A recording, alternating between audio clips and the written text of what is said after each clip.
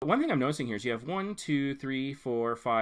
keywords on the video, and you have up to 500 characters that you can use. And so I can't imagine that this is maxing that 500 characters out. Really, you should be everyone should have be using at least 400 of the 500 characters on your tags for every video. But you want to make sure that those tags are accurate. Because if you have inaccurate tags, if you had a tag here that was something completely unrelated to what you're talking about, so if you had Overwatch gameplay as a tag to this video that has nothing to do with that particular video game, that could get you in trouble because you could get a community strike for being misleading in your video, in your tags, your descriptions, and how you share it, things like that. So you want to make sure it's accurate.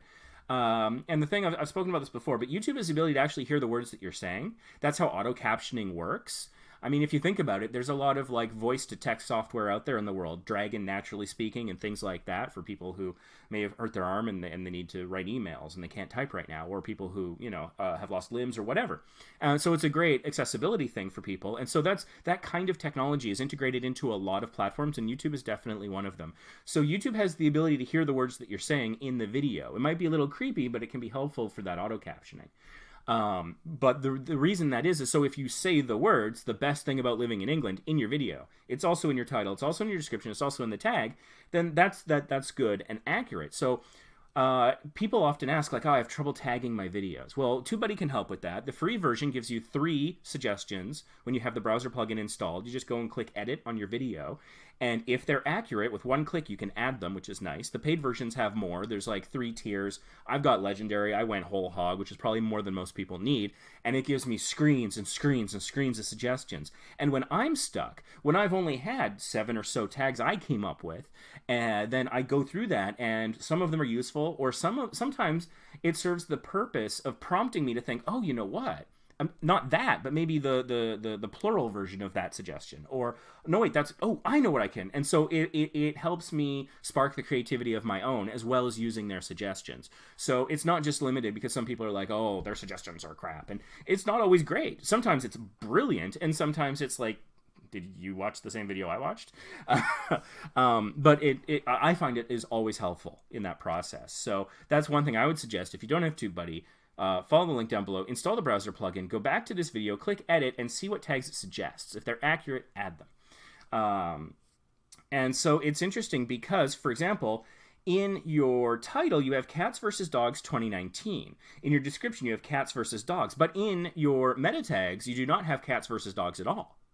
And so you might want to consider possibly adding that. It could be, Cats vs. Dogs, Cats vs. Dogs 2019, Cats versus Dogs, Cats versus Dogs 2019.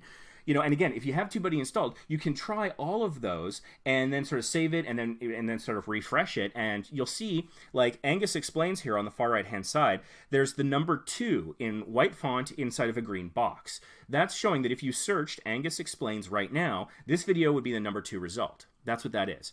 So the more of those tags that have those boxes, the better, and the smaller the number, the higher the ranking. So if you have a bunch with 1s, fantastic. That's an important step. So, like you mentioned in the description, men in skinny jeans. You could put men in skinny jeans as a tag, potentially. And you can play around with it, see what ranks and does well. Ranking your tags is important because it improves your discoverability in search through SEOs, search engine optimization. Oops, sorry, headphone users. I hit my microphone there.